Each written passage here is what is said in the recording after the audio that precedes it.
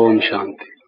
रात को अव्यक्त बाप दादा की जो मुरली हम सुन रहे थे, आप सबको याद होगा कि बाबा ने ये कहा कि हमें सर्वगुण संपन्न तो बनना ही है, लेकिन किसी एक विशेष गुण का स्पेशलिस्ट बनना है और उसका हमें अभ्यास करना है, उसकी रिसर्च करनी है। और अगर आप देखें तो वास्तव में ये सारा जो ड्रामा है,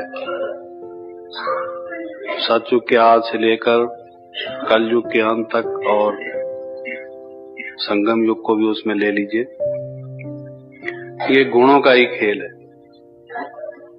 जिसको हम सतो प्रधान, सतो रजो तमो, हर एक युग को हम ये विशेषण देते हैं, या देवता, क्षत्रिय, वैश्य, शूद्र, ब्राह्मण इत्यादि संज्ञाएं या नाम देते हैं।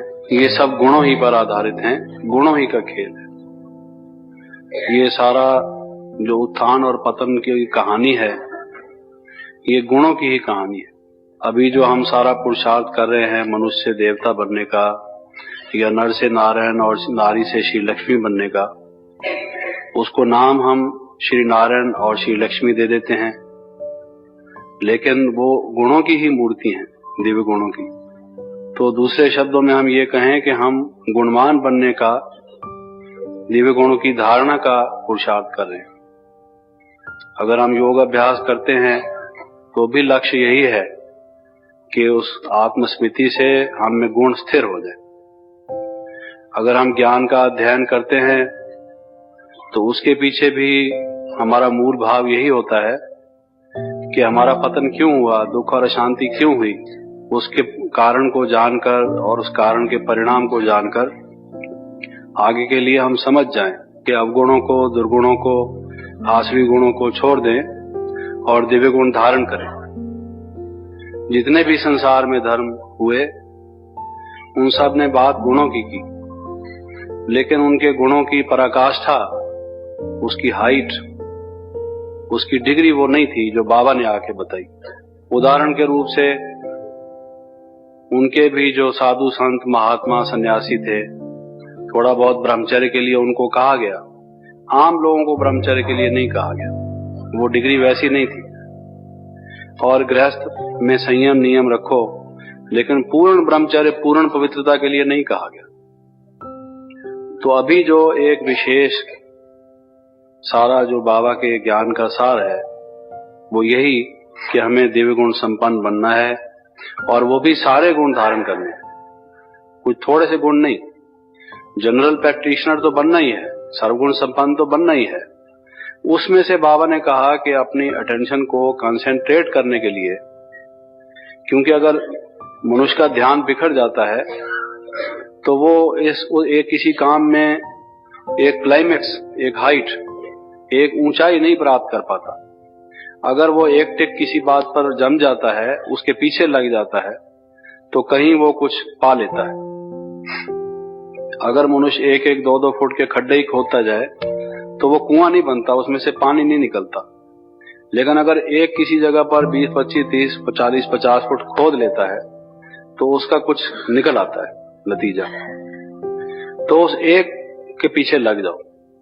और बाबा के हर एक बात के कहने में राज है। दरअसल जो एक गुण को भी हम धारण करने का प्रयत्न करेंगे, तो ये निश्चय जानिए कि उसके साथ साथ दूसरे गुण भी आएंगे ही आएंगे। ये गुण एक साथ रहते हैं, इनकी आपस में बड़ी फ्रेंडशिप है। एक गुण आता है तो दूसरा स्वतः ही उसके साथ लगा हुआ, जुड़ा हुआ आने लगता है। एक बुराई आती है तो उसके साथ 4 बुराइयां और अवश्य आती हैं। ये बुराइयां भी इकट्ठी रहती हैं, इनका भी सहवास है, परस्पर इनका घनिष्ठ संपर्क है, संबंध है।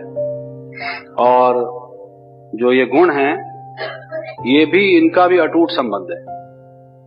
तो एक की तरफ अगर आप ध्यान देंगे तो ऐसा मत समझिए कि बाकी शायद रह जाएं और एक ही आ जाए तो फिर कमी रह जाए कोई, वो आ ही जाएंगे सदैव। लेकिन इस ईश्वरी ज्ञान में जो मेरे भी 30-32 वर्ष गुजरे हैं, जो मैंने बताया ये गुणों का सारा खेल है, किसी का उतार चढ़ाव है, मैंने देखा ये बहुत बड़ा युद्ध है। बाबा ने कहा कि लगता जब सुनते हैं, एक मुरली में कहा था परसों, तब तो लगता है कि बात ठीक है और सहज है, हम करेंगे लेकिन बाद में क्या होता है, उस वक्त सहज लगता है, जब करने उतरते हैं तो कठिन लगता है। और फिर उतरना भी सागर के तल पर है, जैसे बाबा ने कहा कि गुणों के सागर के तल पर पहुंच जाओ और वहां पर रतन लो। तो वो तो जो पूरा तैराक हो वो उतनी गहराई तक उतरे जो साहस करे।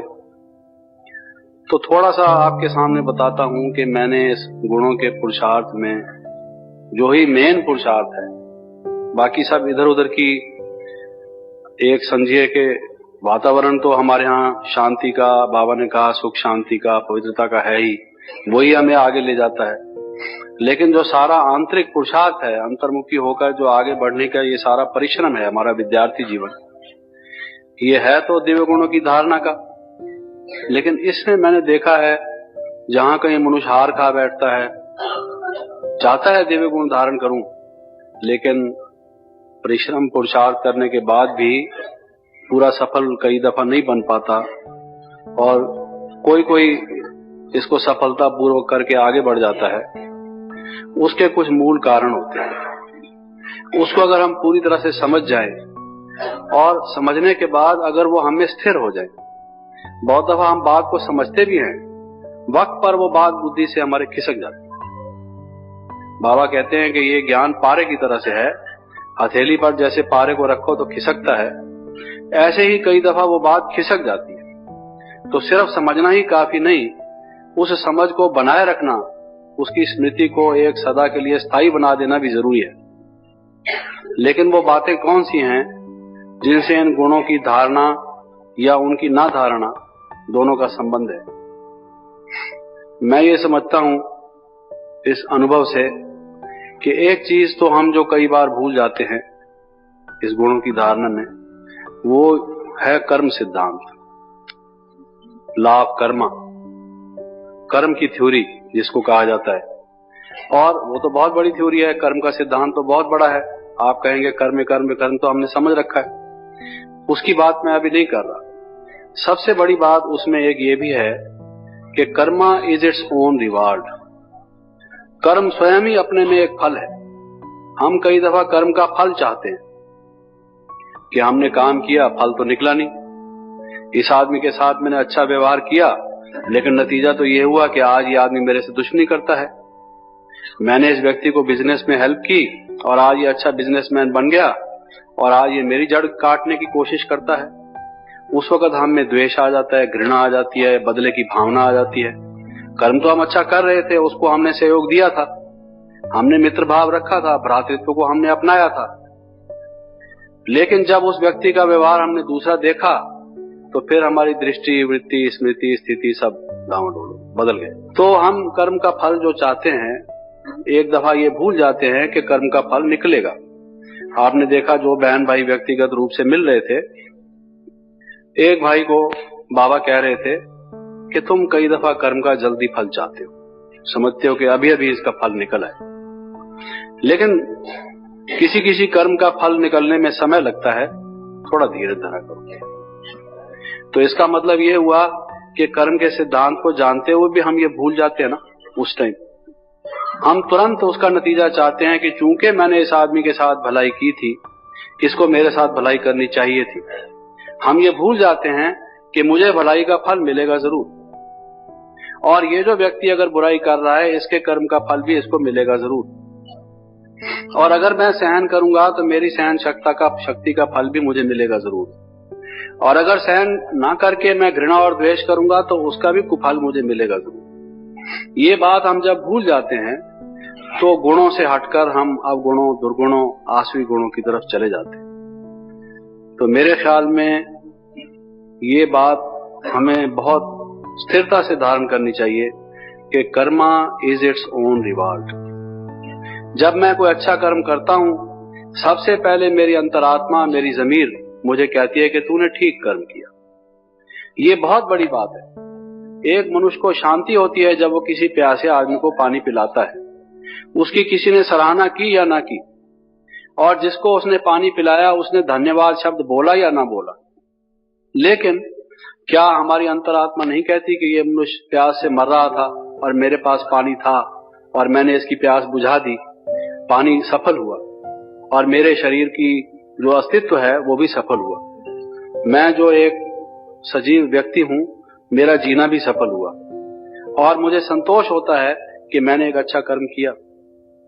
इस बात को जब हम भूल जाते हैं और ये हम समझते हैं कि हमें फल मिले, सबके देखते हुए फल मिले, सब लोग कहें कि हाँ इसने अच्छा काम किया था इसलिए इसको ये फल मिला, ये जो चीजें हम एक्सपेक्ट करते हैं उससे हम गुण धारण नहीं कर पाते। तो इसलिए अगर हमें ये मालूम रहे कि संसार चाहे कुछ भी कहे, ब्रह्मा कुमारी संस्था खराब है तुम वहां क्यों जाते हो, लेकिन हम अगर ये समझते हैं कि अच्छी संस्था है, अच्छी शिक्षा दी जाती है, मैं इससे अच्छा बन रहा हूं, दिन ब दिन मेरे में सद्गुण आ रहे हैं, उसका कहना उसके साथ है, मेरी धारणा मेरे साथ है, हम उत्तेजित क्यों हो, उस व्यक्ति के प्रति घृणा क्यों करें, हम उसको नीचा दिखाने की कोशिश क्यों करें, और हम ये क्यों असंतुष्ट हो जाएं कि साहब यहाँ जाना तो मुश्किल हो गया, लोग खामखा की आलोचना करते हैं, शर्म आती है, ना ही जाओ यहाँ छोड़ ही दो।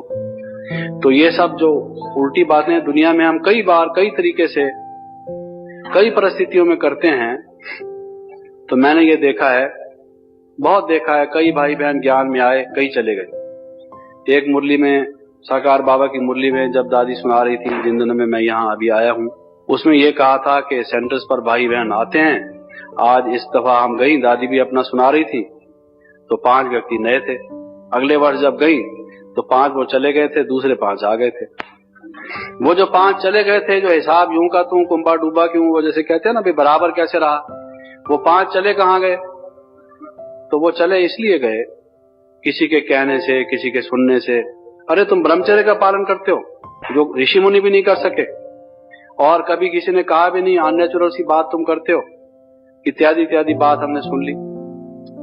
और जो दूसरों के कहने में हम आ गए, और हम अगर कोई अच्छा काम कर रहे हैं और जितना अच्छा काम हम कर रहे हैं उससे हमें उतना ही अच्छा ऊंचा फल मिलेगा, यही एक महानता का लक्षण है, उस बात को हम भूल जाते हैं। तो मैंने ये देखा कि दिव्य गुणों का स्पेशलिस्ट बनने की बात तो अलग रही, जनरल में भी, सामान्य रूप से भी हम में सब दिव्य गुण धारण हो, उसमें कमी पड़ जाती है, हम पीछे हट जाते हैं अगर हम ये नहीं याद रखते कि Karma is its own reward, कर्म स्वयं ही अपने में एक फल है।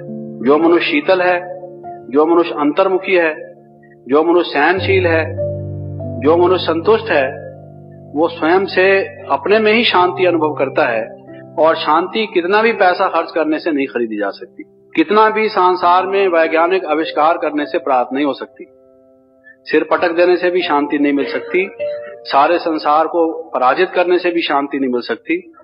जो सद्गुण धारण करता है, दिव्य गुण का मुजस्समा बनता है, वही शांत होता है, और ये एक पहला रिवार्ड है।